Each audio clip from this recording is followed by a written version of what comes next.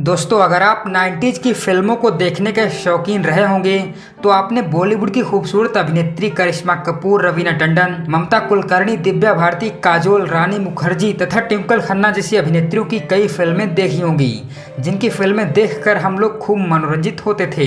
तो उन्हीं अभिनेत्रियों में से एक है खूबसूरती की मिसाल शिल्पा शिरोडकर, जिनके फैंस एक समय पर करोड़ों की तादाद में थे, लेकिन आज भी उनकी संख्या कम नहीं हुई है, क्योंकि एक कलाकार इंडस्ट्री में काम करना भले ही बंद कर दे, लेकिन उनकी पुरानी फिल्मों से वो कलाकार उतने ही याद किए जाते हैं जितने कि नए कलाकार। तो आइए अब देर न करते हुए जानते हैं 90 के दशक की मशहूर और करोड़ों दिलों की धड़कन शिल्पा शिरोडकर के बारे में। डैडी, कुंदन ने आज मुझे बर्बाद होने से बचाया है। इन्होंने मेरी जान, मेरी इज्जत बचाई है।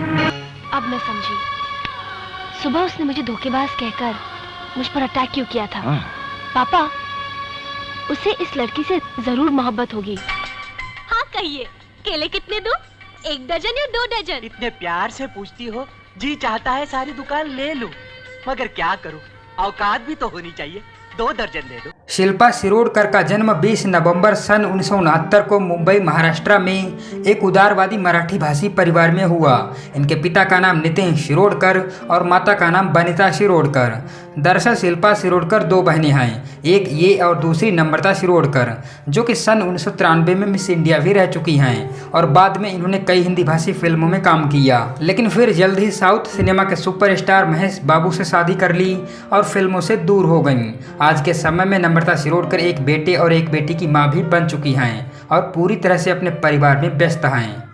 हम फिलहाल जैसे भी हैं खुश है ना? और वैसे भी एक कामयाबी एक सपना सा है जो कभी भी टूट सकता है। दरअसल बॉलीवुड अभिनेत्री शिल्पा शिरोडकर की दादी मीनाक्षी शिरोडकर एक अभिनेत्री रह चुकी थीं, इसीलिए इनके परिवार में फिल्म और सिनेमा का माहौल पहले से ही रहा और इसी के चलते शिल्पा शिरोडकर सन 1992 में मिस इंडिया भी बनी, जहां से फिल्म जगत का ध्यान इनकी तरफ आकर्षित हुआ। लेकिन अपने घर परिवार में सिनेमा के लिए छूट के कारण ये सन 1989 में यानी कि मिस इंडिया बनने से पहले ही फिल्म भ्रष्टाचार में काम कर चुकी थीं, जिसमें मिथुन चक्रवर्ती, रेखा तथा रजनीकांत ने मुख्य भूमिकाओं में काम किया, जिसमें शिल्पा शिरोडकर ने एक अंधी लड़की गोपी का किरदार निभाया।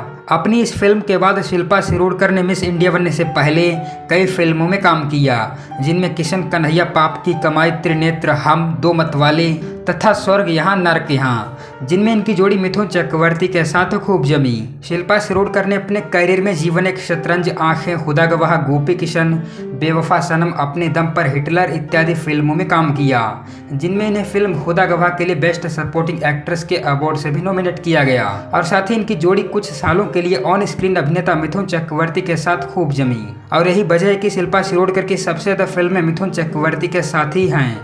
बॉमैन, एक Thumbs Up. Thumbs up.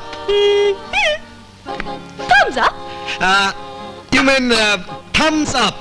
Yes, thumbs up. Oh, I understand.